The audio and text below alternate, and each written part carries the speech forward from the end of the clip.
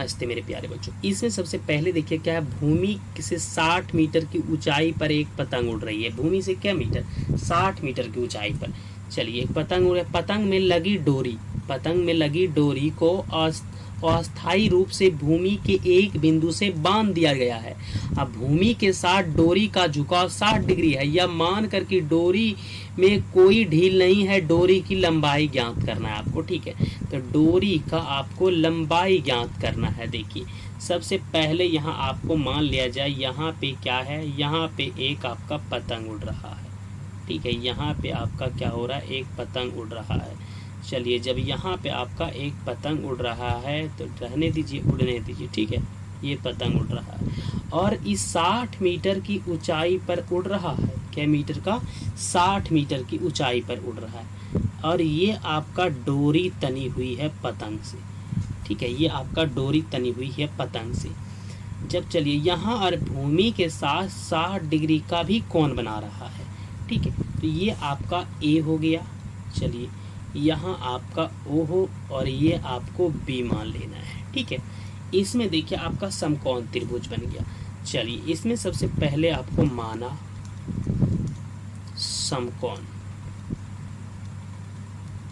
समकोण त्रिभुज, ठीक है। समकोण त्रिभुज ए ओ बी में, समकोण त्रिभुज ए ओ बी में आपको ओ बी आपका क्या है, ओ बी बराबर आपका हुआ डोरी की लंबाई। यहाँ पे लिख देना आपको डोरी की लंबाई, ठीक है। डोरी की लंबाई ये आपका हो गया डोरी की लंबाई। चलिए और ए बी बराबर आपका कितना दे रखा है, ये आपका 60 मीटर दे रखा है। ये आपका क्या है, ये आपकी पतंग की ऊंचाई है, पतंग की क्या है, ऊंचाई है, ठीक है। यहाँ पे आपको लिख देना है ये आपका पतंग की ऊंचाई है। चलिए जब ये आपका पतंग की ऊंचाई है तो ये आपका क्या दिया है, डोरी निकालना है ना। तो लंब, ये देखिए आप, ये आपका क्या हो गया, ये आपका तो कर्ण है, तो कर्ण बटा लंब, ठीक है। ये कर्ण बटा लंब किसका होता है, तो देखिए सेक कोसेक, ठीक है। कोसेक थीटा बराबर होता है आपका कर्ण, अब बटा क्या होता है आपका लंब हो जाता है, ठीक है। कर्ण बटा क्या हो जाता है आपका लंब हो जाता है। चलिए इसमें आपको लगा देना है कोसेक, ठीक है। कोसेक 60 डिग्री लगा दीजिए, कर्ण बटा लंब कर लेना है। कर्ण आपका कितना हो गया, कर्ण आपका हो गया ओ बी, ठीक है। और लंब आपका क्या मीटर, 60 मीटर का, क्या मीटर का, 60 मीटर का। कोसेक का मान कितना होता है, ये होता है आपका 2/√3। चलिए उसके बाद ओ बी बटा कितना 60, √3 गुना ओ बी कीजिएगा तो ये आपका आ जाएगा कितना, √3 इंटू ओ बी बराबर 60 दूना 120, कितना 60 दूना आपका 120 आ जाएगा, ठीक है। अब देखिए करना क्या है, सबसे पहले ओ बी बराबर हम लोग कर लेंगे 120 बटा कितना √3। ज़्यादा ऊपर भी कीजिए √3 से गुना, अधिक से अधिक नीचे भी √3 से गुना कर सकते हो।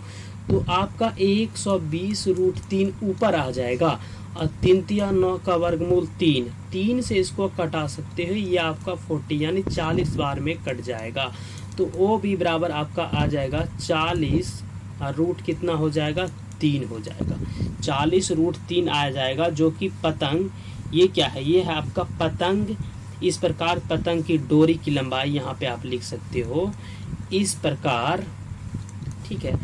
पतंग, पतंग की डोरी की लंबाई, इस प्रकार पतंग की डोरी की, इस प्रकार पतंग की डोरी की लंबाई, इस प्रकार पतंग की डोरी की लंबाई 40√3 मीटर है, ठीक है। क्या है, 40√3 मीटर है। इस प्रकार से आपका आंसर आ जाएगा।